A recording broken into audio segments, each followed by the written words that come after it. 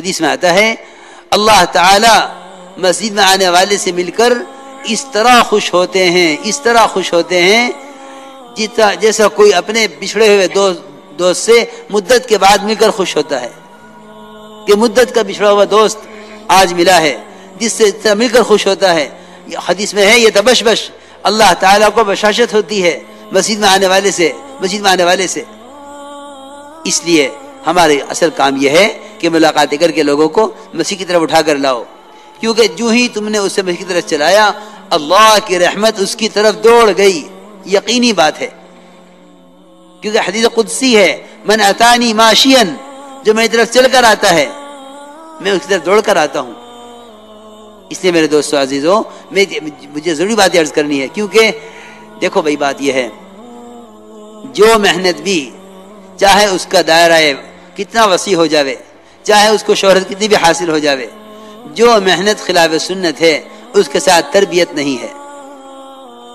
اپنے کام کو سنت کی طرف لاؤ. سب سے بڑی سنت میں نے عرض کیا کہ سب سے بڑی سنت وہ دعوت میں انفرادی دعوت ہے.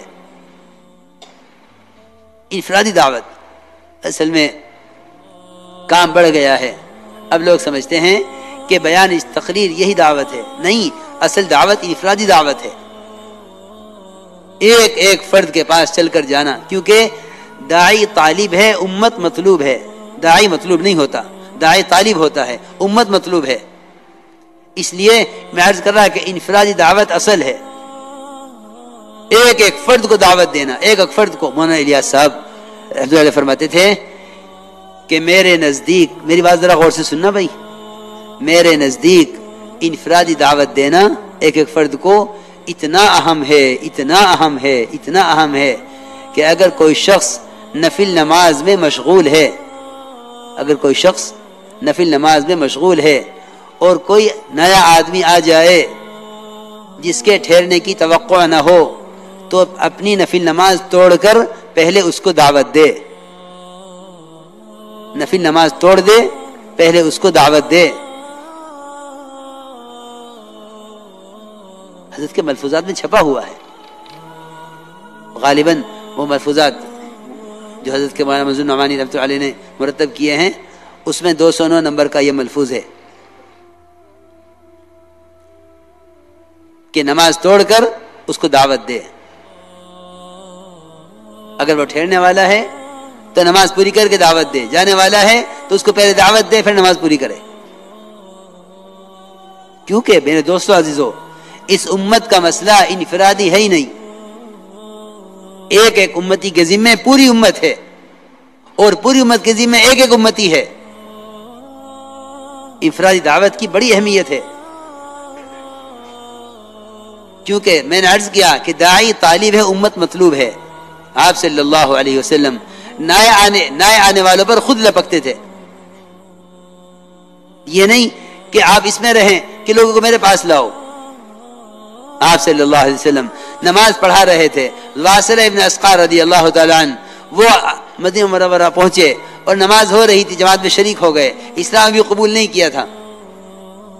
آپ صلی اللہ علیہ وسلم نے نماز کے بعد دیکھا کہ ایک نیا آدمی آیا ہوا ہے مسجد میں. آپ خود جو محراب سے خود تشریف لے گئے آخری صف میں حضرت واصلہ ابن اسقار کے پاس، اور جا کر آپ نے ان کو دعوت دی. یہ نہیں کہ ان کو ہمارے پاس لاؤ، آپ خود تشریف لے گئے. بلکہ میں تو یہ عرض کر رہا تھا کہ اللہ تعالیٰ کی غیبی نصرتیں انفرادی دعوت کے ساتھ ہیں. اللہ کی غیبی نصرتیں انفرادی دعوت کے ساتھ ہیں. کہ آپ صلی اللہ علیہ وسلم اپنے صحابہ کرام کے ساتھ آپ سفر میں تھے.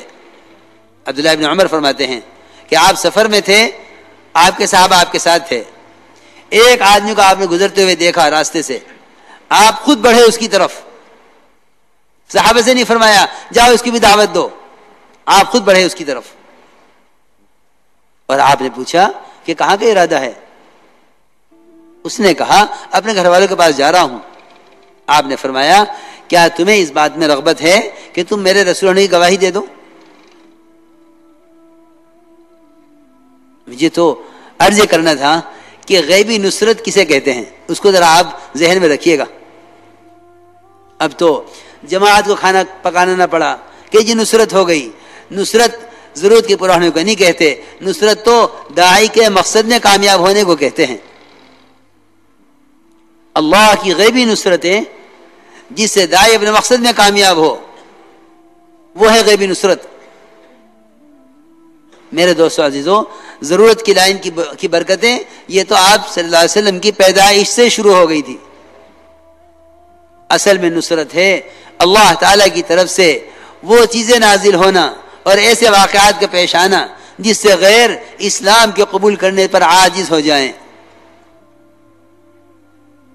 چنانچہ آپ نے فرمایا میں غیبی نصرت بتا رہا ہوں کہ افراء دعوت پر غیبی نصرت کیسے نازل ہوتی ہے. آپ نے فرمایا، اس آدمی نے کہا دیہاتی نے کہ آپ اللہ کے رسول ہیں، کون گواہ ہے آپ کی رسالت پر؟